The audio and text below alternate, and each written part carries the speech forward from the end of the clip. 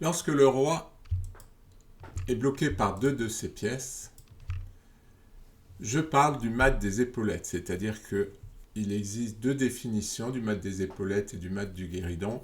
Et pour faire plus simple, je préfère faire une définition qui dit que pour le mat des épaulettes, le roi est bloqué par deux de ses pièces.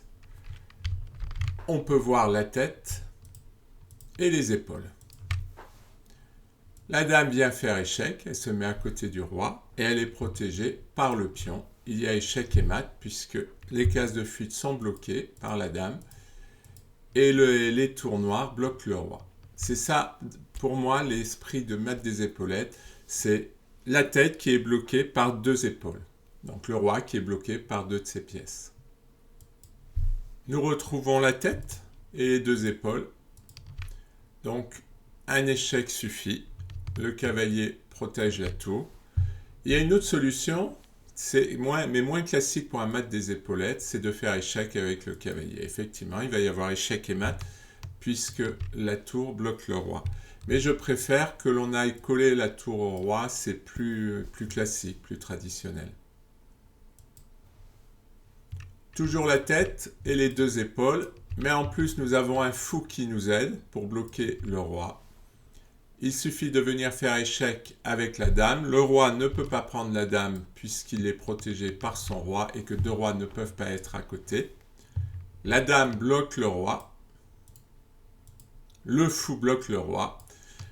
Et les épaules bloquent le roi. On dit qu'il faut 3 pièces pour faire échec et mat. Déjà là, il y a 3 pièces blanches et en plus, il y a 2 pions noirs. Donc finalement, 5 pièces participent à l'échec et mat.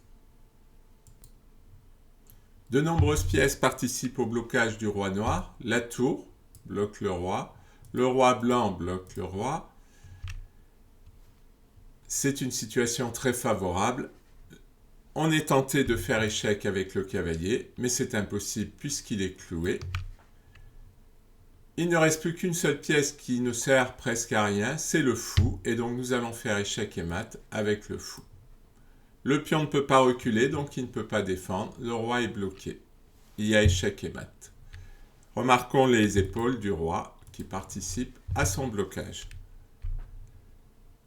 D'autres coups n'auraient pas été possibles. Par exemple, si nous avions fait échec avec le fou ici, les noirs pouvaient se défendre en avançant le pion.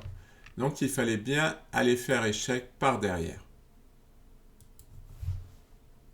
Le roi blanc bloque le roi. Les épaules bloquent également le roi. Il ne reste plus qu'à faire un échec qui bloque les 3 dernières cases. Nous sommes toujours dans une situation du mat des épaulettes. Le roi avec ses épaules. Le roi protège cette case. L'échec ici ne marcherait pas puisque le roi pourrait s'enfuir. Et l'échec sur cette case ne marcherait pas puisque le roi pourrait s'enfuir. Donc on se dit une seule case possible, un mat très classique, du mat des épaulettes, mais le cavalier peut nous manger. Mais non, il y a le fou, le cavalier est cloué.